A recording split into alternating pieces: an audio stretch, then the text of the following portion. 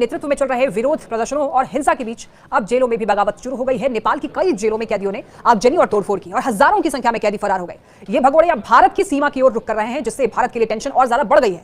बुधवार दोपहर राजबिराज जेल में हालात तब बिगड़ गए जब कैदियों ने ब्लॉक बी में आग लगा दी। धुआं फैलते ही अफरा तफरी मच गई और कई कैदी मौका फायदा उठाकर के वहां से भाग निकले। जेल अधीक्षक गंगा योगी ने यह बताया कि कैदियों को काबू करने के लिए सुरक्षा बलों को आंसू गैस के गोले तक दागने पड़ गए, लेकिन कुछ कैदी दीवार फांदकर भागने में सफल रहे।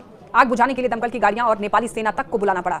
इसी तरह परसा जिले की बीरगंज जेल में भी हालात काबू से बाहर हो गए। कैदियों ने जेल की दक्षिणी दीवार को तोड़कर भागने की कोशिश की। सुरक्षा बलों ने तुरंत हवाई फायरिंग और आंसू गैस का इस्तेमाल किया। करीब 1 घंटे की मशक्कत के बाद हालात काबू में आए, लेकिन 4 कैदी घायल हो गए। जेल प्रमुख खेमराज भूसाल ने बताया है कि सुरक्षा बलों ने 10 राउंड से भी ज्यादा हवाई फायरिंग की है ताकि कैदियों को रोका जाए।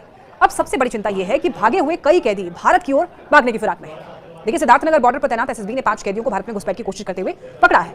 पूछताछ के बाद उन्हें नेपाल पुलिस को सौंप दिया गया, लेकिन हजारों की संख्या में जो कैदी फरार हुए हैं उनमें से कितने अब भी बॉर्डर की ओर बढ़ रहे हैं, ये सबसे बड़ा सवाल है।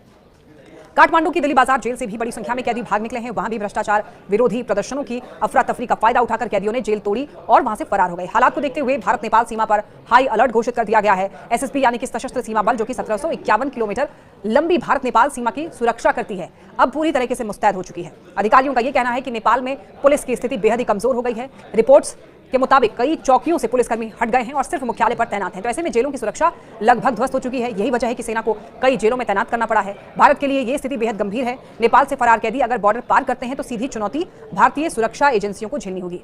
सवाल यह भी है कि नेपाल की राजनीतिक अस्थिरता और अब जेलों से फरार कैदियों का यह संकट कहीं भारत नेपाल संबंधों में नई मुश्किलें तो नहीं खड़ी कर देगा।